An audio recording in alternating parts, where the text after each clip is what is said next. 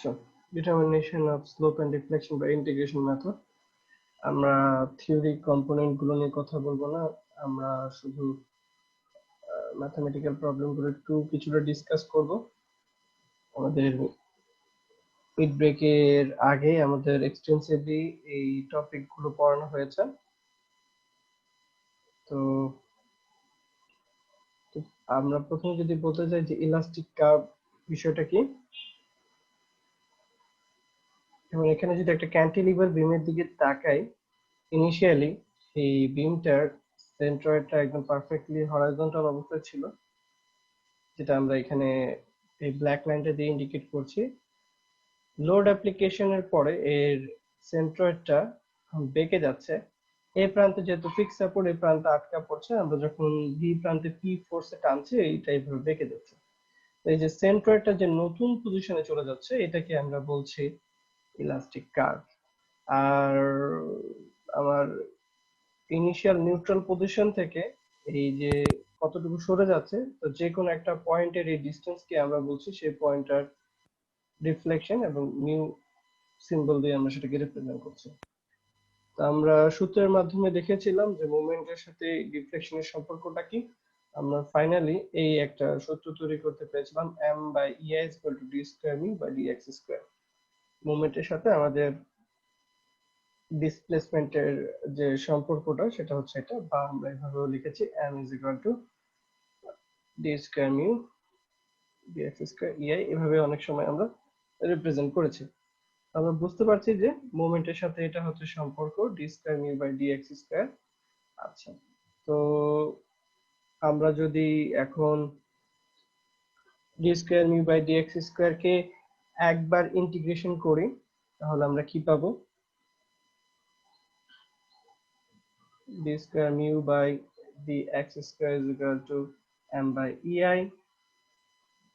এটাকে একবার যদি ইন্টিগ্রেট করি, একবার ইন্টিগ্রেট করার পরে আমরা যেটা পাচ্ছি d square mu by dx square হয়ে যাচ্ছে d mu by dx, যেটা মানে হচ্ছে কি স্লোপ। তাহলে স্লোপ হচ্ছে কি m by ei। আমরা যদি মোমেন্ট বাই ei কে একবার ইন্টিগ্রেশন করি, তাহলে আমরা এই টার্মটা পাচ্ছি। তারপরে আবার যদি আমরা আরো একবার ইন্টিগ্রেট করি এই টার্মটাকে d mu by dx, তাহলে আমরা কি পাবো? mu, যেটা মানে কিনা ডিফ্লেকশন, এটা হচ্ছে কি m by ei এর ডাবল অর্ডার ডেরিভেটিভ। আমরা এই ইন্টিগ্রেশন মেথডটাকে অনেক সময় ডাবল ইন্টিগ্রেশন বলি, কারণ দেখা যাচ্ছে আমরা এখানে মোমেন্টের ইকুয়েশনটা তৈরি করি, মোমেন্টকে দুইবার ইন্টিগ্রেশন করলে আমরা ডিফ্লেকশন পাচ্ছি, একবার ইন্টিগ্রেশন করলে স্লোপ পাচ্ছি। তো এই বেসিসে আমরা অনেক সময় মেথডটাকে ডাবল ইন্টিগ্রেশন মেথডও বলে থাকি। আর যখন আমরা ইন্টিগ্রেশন করব, ইন্টিগ্রেশনের প্রতিটা স্টেপে কিছু কনস্ট্যান্ট চলে আসবে।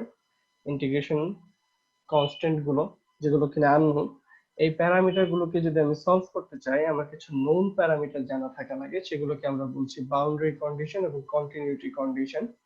এই কন্ডিশন গুলো কি কি?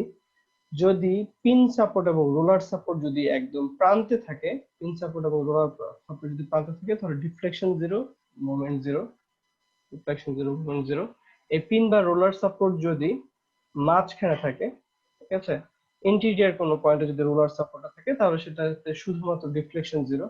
ইন্টিরিয়ার এখানে মোমেন্ট জিরো হবে না, এখানে মোমেন্টের কিছু ভ্যালু থাকবে।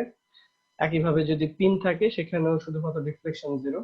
ফিক্স সাপোর্টে রোটেশনও হয় না, ডিফ্লেকশনও হয় না।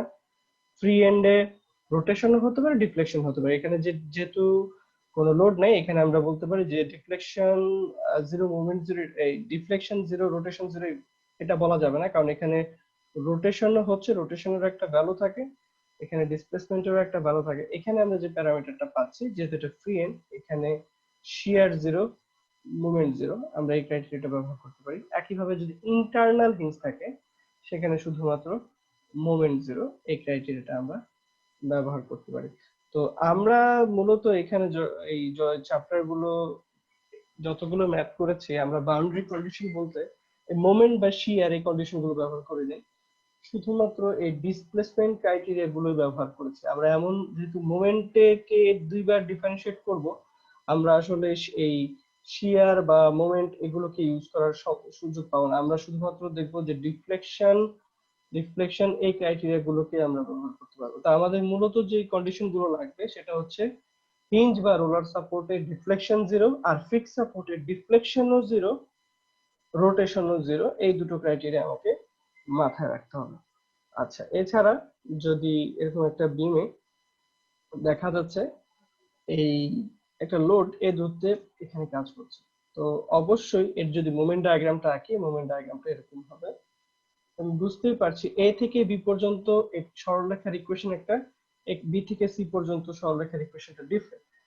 এ বি এবং বিসি তে মোমেন্টের ইকুয়েশনটা ডিফারেন্ট হবে। আমি যদি এখানে সেকশন নিয়ে মোমেন্টের ইকুয়েশন তৈরি করি, এ বি পার্টে মোমেন্টের ইকুয়েশনটা এম এ বি একটা ইকুয়েশন হবে, এম বি সি এর আরেকটা ইকুয়েশন হবে। তো দুটোর ইকুয়েশন ডিফারেন্ট, তাহলে যেহেতু মোমেন্ট ডিফারেন্ট, অবশ্যই ভি এ বি এটার ডিফ্লেকশন এট এ বি তে একটা সূত্র মেনে চলবে, বিসি তে একটা সূত্র মেনে চলবে। তো এই ধরনের প্রবলেমকে আমি কিভাবে সলভ করব? এই ধরনের প্রবলেমকে সলভ করার জন্য আমাকে দেখতে হবে এই যে বি পয়েন্টটা, এটা যেমন এ বি বিমে আছে, এটা বিসি বিমে আছে, এটা একটা কন্টিনিউয়াস পয়েন্ট। দেখতে পাচ্ছি এই বিমটা ভি পরিমাণ ডিফ্লেক্ট করছে, তাহলে আমি যদি এ বি প্রান্ত থেকেও দেখি সেটা ভি পরিমাণ ডিফ্লেক্ট করবে, আমি যদি বিসি থেকেও দেখি সেটা ভি পরিমাণ বা মিউ পরিমাণে ডিফ্লেক্ট করবে। তাহলে দুই পাশ থেকে ডিফ্লেকশন সেম। এবং আমি যদি এখানে ট্যানজেন্ট এঁকে এটার যদি স্লোপ বের করি, এই পাশে যে স্লোপটা দাঁড়াবে এখানে স্লোপটা সেমই হয়। তাহলে এখানে একটা কন্টিনিউটি ইকুয়েশন আমরা ব্যবহার করি, সেটা হচ্ছে যে থিটা ওয়ান এট এ, প্রথম বিমটাকে চিন্তা করে এ পয়েন্টে যে রোটেশনটা আসবে, দ্বিতীয় বিমটাকে চিন্তা করলেও একই রোটেশন আসতে হবে এই পয়েন্টটাতে, এই পয়েন্টটাতে দুটো ভ্যালু সেম হইতে হবে। একইভাবে এই পয়েন্টে দুটো ডিফ্লেকশনের ইকুয়েশনও সেম হইতে হবে। তো এটা একটা এক্সট্রা দুটো কন্ডিশন আমরা ব্যবহার করতে পারি, এগুলোকে আমরা কন্টিনিউটি কন্ডিশন বলি। একইভাবে যদি এরকম হিঞ্জ থাকে, এখানে দেখা যাচ্ছে একটা ইন্টারনাল হিঞ্জ আছে, ইন্টারনাল হিঞ্জের বৈশিষ্ট্যটা কিছুটা ডিফারেন্ট। এখানে আসলে বিমটা আর কন্টিনিউয়াস না, এর আগে যেমন প্রবলেমে এবিসি একটা কন্টিনিউয়াস বিম ছিল, এখানে পুরো বিমটাকে কন্টিনিউয়াস চিন্তা করতে পারবো না, এখানে আমাকে ভেঙে ভেঙে চিন্তা করতে হবে। এটা একটা বিম, এটা একটা বিম, এভাবে আমরা প্রবলেমগুলোকে সলভ করি। বিষয়টা হচ্ছে যখন ইন্টারনাল হিঞ্জ থাকে, ইন্টারনাল হিঞ্জে আমার স্লোপের কন্টিনিউটিটা মেনটেন হয় না, এখানে স্লোপটা চেঞ্জ হয়ে যাচ্ছে। দেখছি বি পয়েন্ট, এই ধরে এটাকে যদি বি পয়েন্ট বলি, আমি যদি বাম দিক থেকে দেখি স্লোপের মান থিটা ওয়ান, এবং ডান দিক থেকে দেখি স্লোপের মান থিটা টু হবে। ইন্টারনাল হিঞ্জ থাকলে ডান পাশের এবং বাম পাশের এই দুটো কন্ডিশনের স্লোপ সেম হবে না। কিন্তু দেখা যাচ্ছে এই বিমটা মিউ পরিমাণ ডিফ্লেক্ট করছে। তাহলে আমি যদি এখন এটাকে যে দিক থেকে হিসাব করি না, আমি যদি বাম দিক থেকে হিসাব করি, এটা এ বি পরিমাণ, এটা মিউ পরিমাণ ডিফ্লেক্ট করছে। আমি যদি ডান দিক থেকেও দেখি এটা মিউ পরিমাণে ডিফ্লেক্ট করছে, তাহলে mu one is equal to mu two at A হইতে হবে। তাহলে এখানে শুধুমাত্র ডিসপ্লেসমেন্টের ক্রাইটেরিয়া মেনে চলবে, কিন্তু এখানে দুই পাশের স্লোপ সেম হবে না। এই কন্টিনিউটি ইকুয়েশন গুলোকে ব্যবহার করে আমরা এই চ্যাপ্টারের প্রবলেম গুলো সলভ করে থাকি। ফর এক্সাম্পল, আমরা এর পরের এক্সাম্পলটা দেখি। আচ্ছা, এখানে একটা ক্যান্টিলিভার বিম আছে। ক্যান্টিলিভার বিমে পুরোটা জুড়ে একটা ডাব্লিউ নট লোড আছে, ঠিক আছে, মানে পুরোটা জুড়ে একটা ইউডিএল দেখা যাচ্ছে। তাহলে এখানে আসলে আহ, একটা ইকুয়েশনের মাধ্যমে পুরো বিমটাকে রিপ্রেজেন্ট করা যাবে, যেহেতু একটা লোডই আছে পুরো বিমে। তো আমার মাথায় ছিল কি, আমরা জানতাম যে মোমেন্ট বাই ইআই সমান সমান D square mu by D X square, এই জিনিসটা জানতাম, বা মোমেন্ট সমান সমান D square mu by D X square into EI, এটা লেখা যায়। তাহলে মোমেন্টের সাথে ডিসপ্লেসমেন্টের যে সেকেন্ড অর্ডার ডেরিভেটিভটা রিলেটেড, এইভাবে এটা আমি জানি। তো আমি যদি এখন আমাকে বলেছে ডিসপ্লেসমেন্ট আর স্লোপ বা এই ধরনের বের করতে যদি বলে, তাহলে অবশ্যই আমাকে কি করতে হবে, এই বিমের মোমেন্টের ফাংশন তৈরি করতে হবে। এই বিমের কোথায় কত মোমেন্ট আছে এটা যদি বের করতে চাই, আমাকে কি করতে হবে, বিমটাকে যেহেতু সব জায়গায় একই পরিমাণ এই ডিস্ট্রিবিউটেড লোড আছে ডাব্লিউ নট, বিমটাকে যে কোনো এক জায়গায় আমাকে কাটতে হবে। ধরো আমি যে কোনো একটা এক্স দূরত্ব বিমটাকে কাটলাম, এটা হচ্ছে, আমি অবশ্যই রিয়াকশন বের করা তো তোমাদের কিছু বলার নেই, একটা ক্যান্টিলিভারের বিমের রিয়াকশনটা বের করে ফেললাম আগে। এরপরে হচ্ছে আমি এখানে ইন্টারনাল মোমেন্ট কত কাজ করছে সেটা বের করতে যাচ্ছি। ইন্টারনাল মোমেন্ট বের করতে চাইলে আমাকে যে কোনো x দূরত্বে আমি বিমটাকে কাটলাম, কাটার ফলে যেটা এখন বিমটাকে কেটে ফেলেছি, বিমের ভিতরে ইন্টারনাল শিয়ার ফোর্স আর ইন্টারনাল মোমেন্টটা দেখা যাবে। তো আমি বললাম যে এই যে কাটার পরে এই সারফেসটাতে ইন্টারনাল শিয়ার এরকম একটা কাজ করছে আর মোমেন্টটা কাজ করছে। আমি শিয়ারের সিম্বল শুধু দিয়েছি, কোনো নোটেশন দেইনি, তোমরা চাইলে ধরতে পারো না ধরতে পারো, শিয়ারটা লাগবে না দেখি তুমি কথা বলিনি। ঠিক আছে, মোমেন্টটা ইম্পর্টেন্ট এখানে। কাটার পরে যে মোমেন্টটা আমি ধরলাম এম, এটা আমরা সবসময় পজিটিভ দিকে ধরবো। আমরা তো জানি কিভাবে মোমেন্ট পজিটিভ হয়, যদি এরকম থাকে তাহলে এটা হচ্ছে পজিটিভ মোমেন্ট, আর যদি এরকম হয় সেটা হচ্ছে নেগেটিভ মোমেন্ট। এর মানে ডান পাশে যদি অ্যান্টি ক্লকওয়াইজ কাজ করে তাহলে সেটা হচ্ছে পজিটিভ মোমেন্ট। তো যখন আমি সেকশনটা কাটলাম আমি ধরে নিব যে পজিটিভ দিকে মোমেন্টটা কাজ করছে, আমি তো জানি না কোন দিকে কাজ করতেছে, ইনিশিয়ালি ধরে নিব পজিটিভ দিকে কাজ করছে। তাহলে এই মোমেন্টটার ইকুয়েশন কত হবে, এটা যদি বের করতে চাই, ধরো এটাকে যে কোনো একটা ও পয়েন্ট ধরলাম, আমি যদি এখন ও পয়েন্টের সাপেক্ষে মোমেন্ট নেই, summation of m is equal to 0 ধরে নিলাম, ঘড়ি কাঁটার দিকটা পজিটিভ, তাহলে কি দাঁড়াবে, w নট l স্কয়ার, এই মোমেন্টটা ঘড়ি কাঁটার উল্টো দিকে কাজ করছে, তাহলে w naught l square by 2।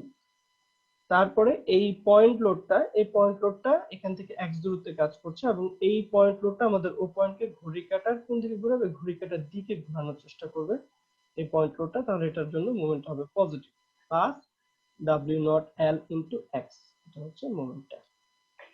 তারপরে এই যে ডিস্ট্রিবিউটেড লোড w নট, এটার জন্য একটা ইকুইভ্যালেন্ট পয়েন্ট লোড আসবে, সেটার মান হবে কি w নট x, এবং এটা কাজ করবে কোথায়, x বাই 2 দূরত্বে, এবং এটা আমাদের ও পয়েন্টকে ঘড়ির কাঁটার উল্টো দিকে ঘোরানোর চেষ্টা করবে, দেখিয়ে বোঝা যাচ্ছে। তাহলে এই মোমেন্ট হবে কি minus w naught l, sorry w naught x into x by 2, বা সরাসরি কি লেখা যায় w naught x square by 2। ঠিক আছে, তারপর দেখা যাচ্ছে এখানে শিয়ারটা তো ও পয়েন্টে কাজ করছে, কোনো মোমেন্ট দিবে না, আর ঘড়ি কাঁটার দিকে একটা মোমেন্ট কাজ করছে, সরি ঘড়ি কাঁটার উল্টো দিকে একটা মোমেন্ট কাজ করছে মাইনাস m, এটা ইজ ইকুয়াল টু 0, বা m সমান সমান minus w naught l square by 2 plus w naught l x, বা minus w naught x square by 2। এটাই হচ্ছে আমাদের মোমেন্টের ইকুয়েশন। তো সেটাই আমি লিখেছি এখানে, যে মোমেন্টের ইকুয়েশনটা এটা সমান সমান এত ডিআই। ঠিক আছে, তো আমি যদি এখন ইআই এই টার্মটাকে D square mu by D X square কে ইন্টিগ্রেট করি, ইআইটা তো কনস্ট্যান্ট, ইআইটা ইন্টিগ্রেট হবে না, শুধু এই পার্টটা ইন্টিগ্রেট হবে। এটা ইন্টিগ্রেট করলে কি থাকে, ডি কি পাই, E I D mu by D X সমান সমান এটা সমান সমান কি ছিল, এই টার্মটা, পুরো এই টার্মটাকে আমাকে এখন ইন্টিগ্রেট করতে হবে, integration of minus w naught l square by 2 plus w naught l x minus w naught x square by 2, তাই তো, এটাকে dx এর সাপেক্ষে ইন্টিগ্রেট করছি, এটা লিখলাম না। ঠিক আছে, আমি শুধুমাত্র বলছি যে ইন্টিগ্রেট করব। আচ্ছা, ei d mu by dx কে সরাসরি কি লেখা যায়, ei থিটা। ঠিক আছে, তাহলে ei থিটা আমি লিখে ফেলতে পারি এই টার্মটার পরিবর্তে, এটা লিখলাম সমান সমান, দেখি খেয়াল করবে এখানে শুধুমাত্র x টা ভেরিয়েবল, আমি এখানে যে dx এর সাপেক্ষে ইন্টিগ্রেট করছি, এর মানে x টা ভেরিয়েবল, যদিও এখানে সংখ্যা দেয় না, এখানে যদি 2 হইতো, এটা যদি 4 হতো তাহলে আমার জন্য হয়তো বুঝতে সুবিধা হতো, কিন্তু এখনো বুঝতে পারছি w নট l এগুলো হচ্ছে সব কনস্ট্যান্ট টার্ম। তাহলে একটা কনস্ট্যান্ট কে আমি যদি এখন 2 কে ইন্টিগ্রেশন করি dx এর সাপেক্ষে কি আসবে, এখানে 2 এর সাথে একটা অদৃশ্য x নট আছে, x নট কে ইন্টিগ্রেট করলে যেটা আসে, x নট কে ইন্টিগ্রেশন করলে যেটা পাবো, আমাদের ফর্মুলাটা কি, x to the power n integrate করলে কি আসে, x to the power n plus 1 divided by n plus 1। তাহলে এখানে যেটা আসবে x to the power 0 plus 1 divided by 0 plus 1 মানে কি x। তাহলে আমি বুঝতে পারছি এখানে ইন্টিগ্রেশন করলে আসার কথা ছিল কত, 2 ইনটু x। তাহলে একইভাবে এটা তো পুরোটাই কনস্ট্যান্ট, এই কনস্ট্যান্টের সাথে যখন ইন্টিগ্রেশন করব, যে টার্মটা আমরা পাবো এই টার্মটা পুরোটাই বসে যাবে minus w naught l square by 2 into x plus w naught l, এই পুরো টার্মটা কনস্ট্যান্ট, x কে ইন্টিগ্রেট করলে কি পাবো, x স্কয়ার বাই 2। তারপর হচ্ছে পরের টার্মটা হচ্ছে x স্কয়ার কে ইন্টিগ্রেট করলে কি আসে, x স্কয়ার কে ইন্টিগ্রেট করলে আসবে x কিউব বাই 3। ঠিক আছে, তাহলে x কিউব বাই 3 আর আগে থেকে নিচে 2 ছিল, তাহলে কত আসে w naught x cube by 6 একবারে করে ফেললাম। তাহলে এটাকে আমি সরাসরি লিখতে পারি ইন্টিগ্রেশন করে এই টার্মটা। অবশ্যই ইন্টিগ্রেশন করার পর একটা ইন্টিগ্রেশনের জন্য একটা কনস্ট্যান্ট আসবে c1, পরের স্টেপে ইন্টিগ্রেট আবার করলাম সিমিলারলি ei থিটাটা ইন্টিগ্রেশন হয় ei তো কনস্ট্যান্ট এর জায়গায় থাকবে, থিটাকে ইন্টিগ্রেট করলে থিটা মানে কি d mu বাই dx সমান থিটা সমান এটা, এটাকে যখন ইন্টিগ্রেট করব তখন কি আসবে মিউ। তাহলে সরাসরি থিটাকে ইন্টিগ্রেট করলে পাই কি মিউ, পেয়ে গেলাম ei মিউ সমান এই টার্মটা c1x c2। এখন c1 আর c2 এগুলো আননোন, এই আননোন প্যারামিটার গুলোকে বের করতে গেলে আমার যেটা লাগবে বাউন্ডারি কন্ডিশন। ঠিক আছে, তো এখানে বাউন্ডারি কন্ডিশনটা কি, এখানে একটা ফিক্স সাপোর্ট আছে, ফিক্স সাপোর্টের বাউন্ডারি কন্ডিশন কি, এখানে কোনো রোটেশনও হয় না, এখানে কোনো ডিসপ্লেসমেন্টও হয় না। এখন এটাকে আমি একটা গ্রাফের সাথে তুলনা করি, এই পয়েন্টে x এর ভ্যালু হচ্ছে 0, এই পয়েন্টে x এর ভ্যালু হচ্ছে l। ঠিক আছে, 0 1 2 3 4 এভাবে বেড়ে বেড়ে l পর্যন্ত গেছে। তো x এর মান যখন 0 তখন থিটাও 0, ডিসপ্লেসমেন্টও 0। এই কন্ডিশনটা আমরা ব্যবহার করব, যখন x এর মান 0 থিটাও 0 ডিসপ্লেসমেন্টও 0 at x is equal to 0 theta is equal to 0। তাহলে এই ইকুয়েশনটা বসালাম, এই প্রত্যেকটাতে এখন x এর ভ্যালু যদি 0 বসায় দাও আর থিটার মানটাও যদি 0 হয়, এইটা 0 এটা 0 এটা 0 এটা 0, c1 এর মান কি আসবে 0।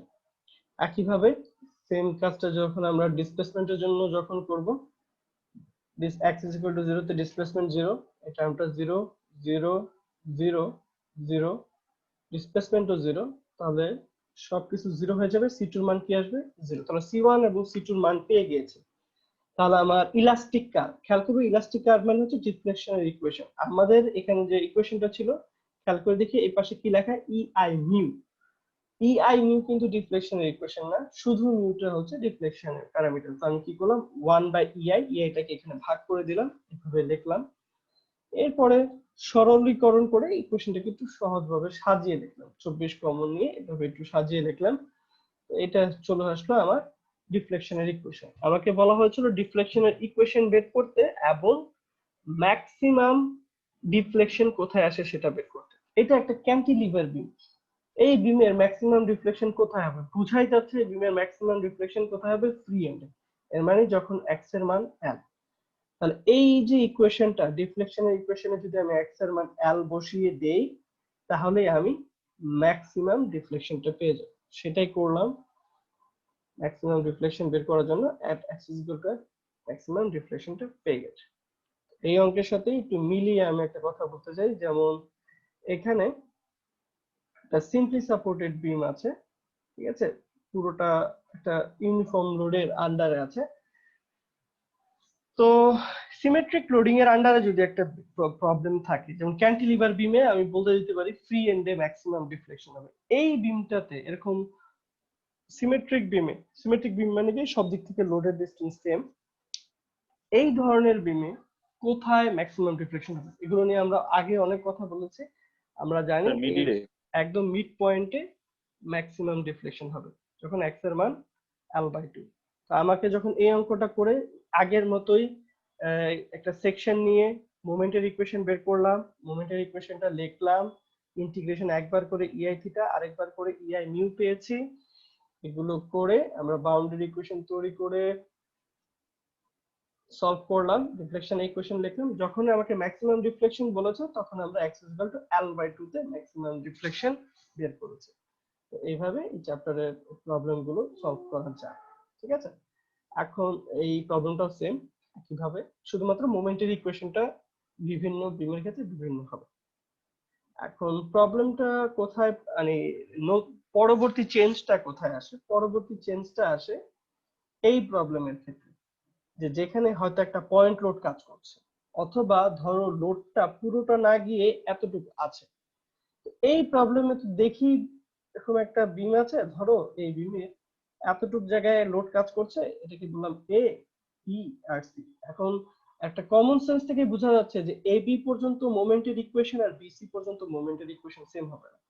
আবার যদি আমি এদিকে একটা পয়েন্ট লোড ইন্ট্রোডিউস করে বলি এই পয়েন্টটা হচ্ছে সি, এটা হচ্ছে ডি, তাহলে আমি বুঝতে পারছি এ বি পর্যন্ত মোমেন্টের ইকুয়েশন একটা, বিসি পর্যন্ত মোমেন্টের ইকুয়েশন একটা, সিডি পর্যন্ত মোমেন্টের ইকুয়েশন একটা। তাহলে এখানে তিনটা মোমেন্টের ইকুয়েশন হতে পারে।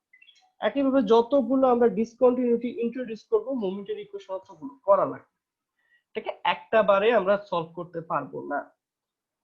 তো এখানেও আমি বুঝতে পারছি যে এবি পর্যন্ত মোমেন্টের ইকুয়েশন একটা হবে, বিসি পর্যন্ত মোমেন্টের ইকুয়েশন একটা হবে।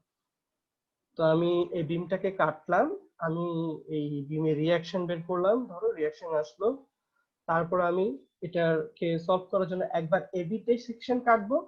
এবি তে সেকশন কাটার পরে আমি দেখলাম মোমেন্টের, আমি আশা করি মোমেন্টের ইকুয়েশন এখন একটা সিম্পল সাপোর্টেড বিম, তোমাদের কনফিউশন হওয়ার কথা না, এবং আমি এলাবোরেট করছি না কারণ আমরা এখন রিভিউ করছি, আমি ক্লাসে পড়ানোর সময় ইন ডেপথ প্রত্যেকটা সেকশন কেটে কেটে বোঝানো হয়েছে। তো এখানে মোমেন্টের ইকুয়েশনটা পেলাম এটা। একইভাবে আমি যখন বিসি সেগমেন্টে করতে যাব, আমি এখানে কাটলাম, তাহলে হচ্ছে এ বিমের মাঝখানে এখানে সেকশনটা কত সেটা পেলাম, ঠিক আছে। বললাম M2 এবং M2 এর ইকুয়েশনটা পেলাম এটা, ঠিক আছে।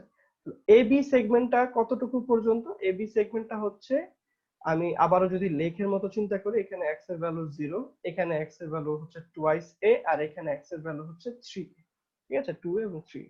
তাহলে এই যে সূত্রটা, এই সূত্রটা খাটবে কতটুকু? যখন x এর ভ্যালু 0 থেকে বড় বা সমান এবং আমাদের 2a থেকে ছোট। আর এই ইকুয়েশনটা কখন খাটবে? যখন x এর ভ্যালু 2a থেকে বড় বা সমান এবং 3a থেকে ছোট, এরকম একটা চিন্তা করতে পারি। তাহলে এই এই এই সূত্রটা খাটবে 0 থেকে 2 এর মধ্যে, এই সূত্রটা খাটবে 2 এর থেকে 3 এর মধ্যে, ঠিক আছে। তাহলে এরকম দুটো ইকুয়েশন পেলাম। তাহলে মোমেন্টের দুটো ইকুয়েশন যদি পাই, আমার অবশ্যই দুইবার করে ইন্টিগ্রেশন করতে হবে। স্লোপের ইকুয়েশন একটা, ডিফ্লেকশনের ইকুয়েশন একটা, এটা শুধু খাটবে এবি সেগমেন্ট পর্যন্ত। একইভাবে যখন বিসি সেগমেন্টের জন্য করব, এটা আসবে।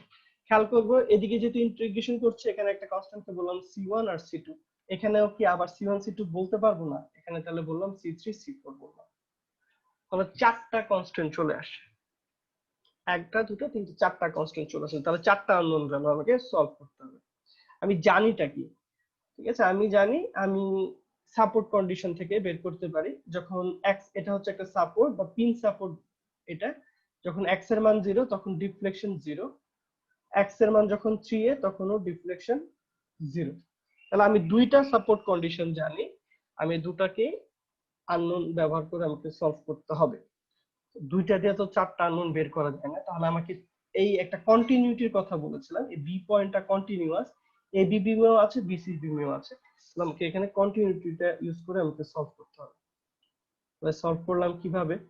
যখন এক্স এর মান 0, যখন এক্স এর মান 0 তখন ডিফ্লেকশন 0, এর মানে যখন এক্স এর মান 0 এবি বিমটাতে ডিফ্লেকশনের মান 0 হয়। তাহলে আমি এখন এবি বিমের ডিফ্লেকশনের ইকুয়েশনটা ব্যবহার করলাম, এক্স এর ভ্যালু 0 বসালাম, এক্স এর ভ্যালু 0 বসালাম, ডিফ্লেকশনের ভ্যালু 0 বসালাম, সি2 এর মান কত চলে আসে? সি2 এর মান চলে আসে 0।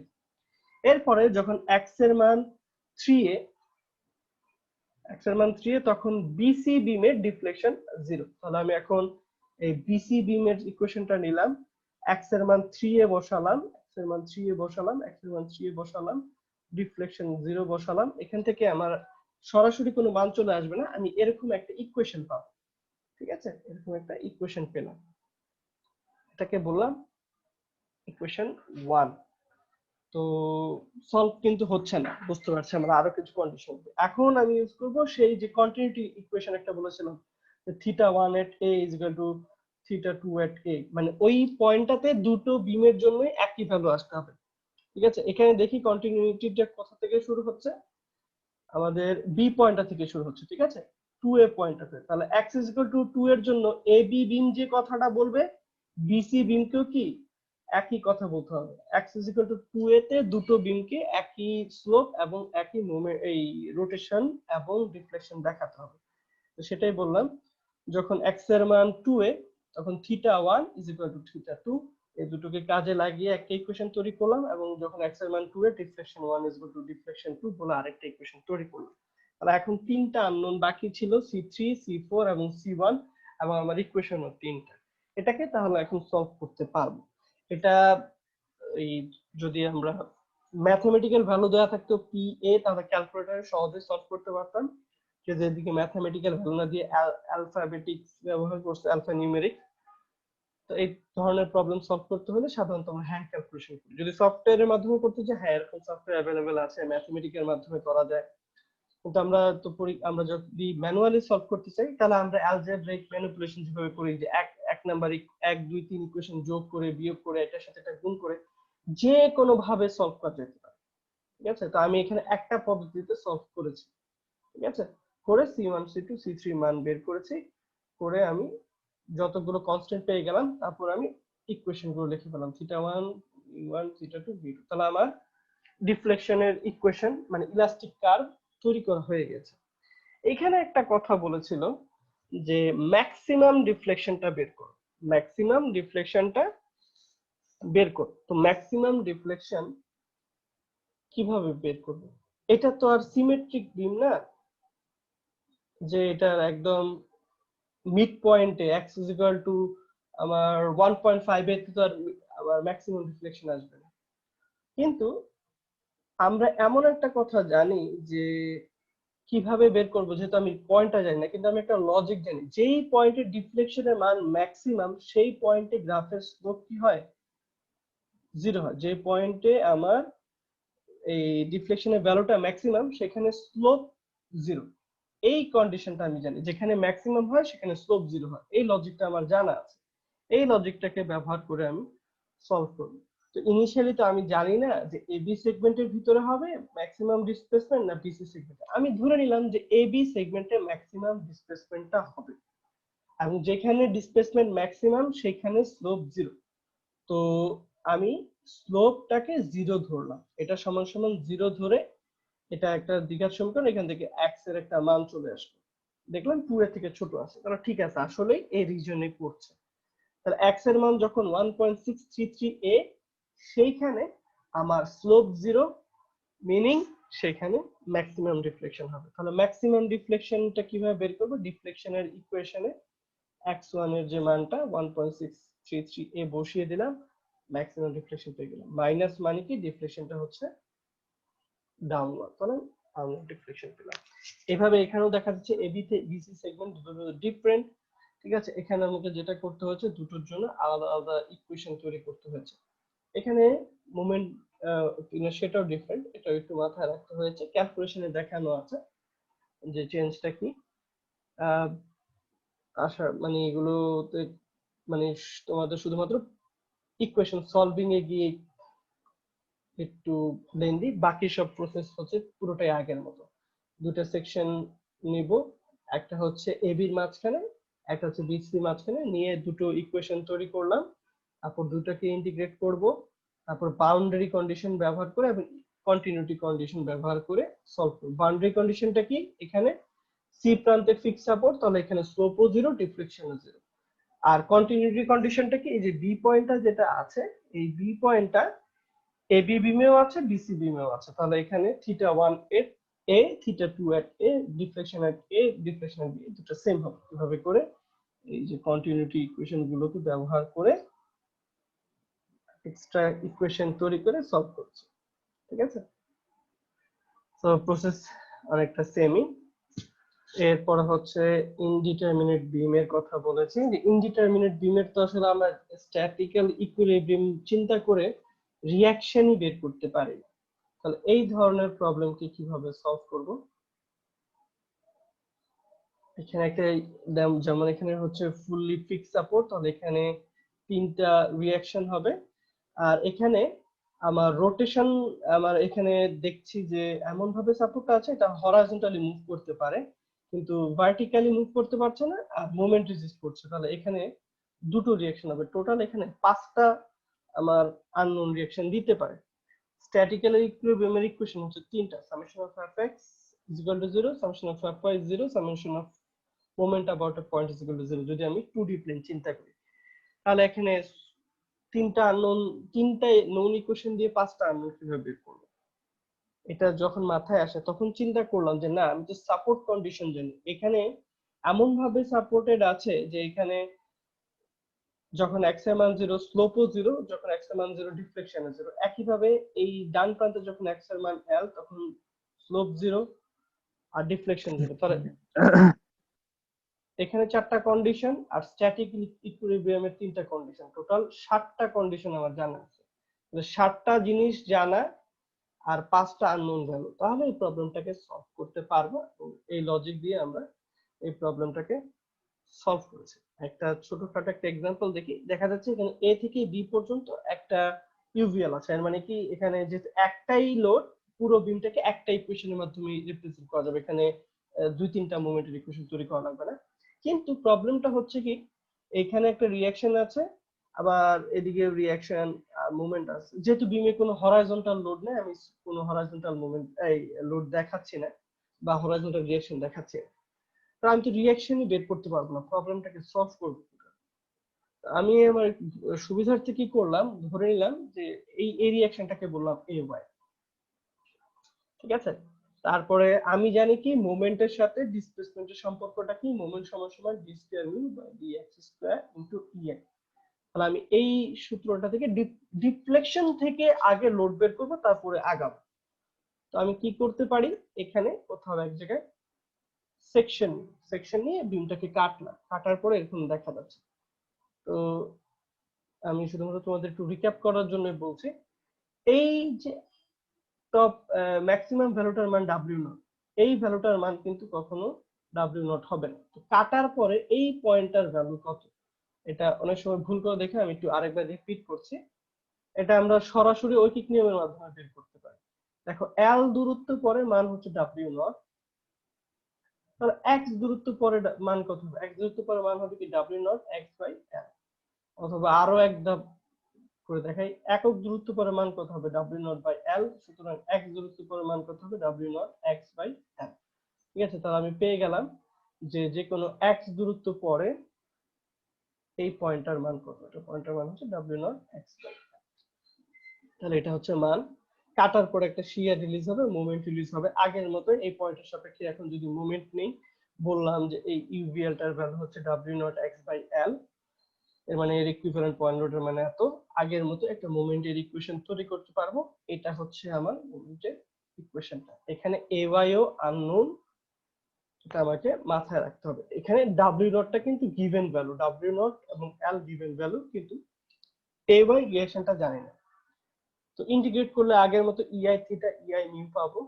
ইন্টিগ্রেশন খুব সহজ, এক্স এর ইন্টিগ্রেশন করছে, তাহলে এখানে আননোন হয়ে গেল কি সি1 unknown, C two unknown, A Y unknown. ঠিক আছে, তাহলে আমার এখানে 3টা আননোন আছে। আর এই 3টা আননোন প্রবলেমকে সলভ করতে গেলে কিভাবে সলভ করা যেতে পারে চিন্তা করি। প্রথমে বাউন্ডারি কন্ডিশন ব্যবহার করি। এটা হচ্ছে রোলার সাপোর্ট, রাইট। এক্স এর মান 0 তে রোলার সাপোর্ট, এক্স এর মান এল এ ফিক্স সাপোর্ট। এক্স এর মান যখন 0 তখন ডিসপ্লেসমেন্ট 0, এক্স এর মান যখন এল তখন ডিসপ্লেসমেন্টও 0, রোটেশনও 0।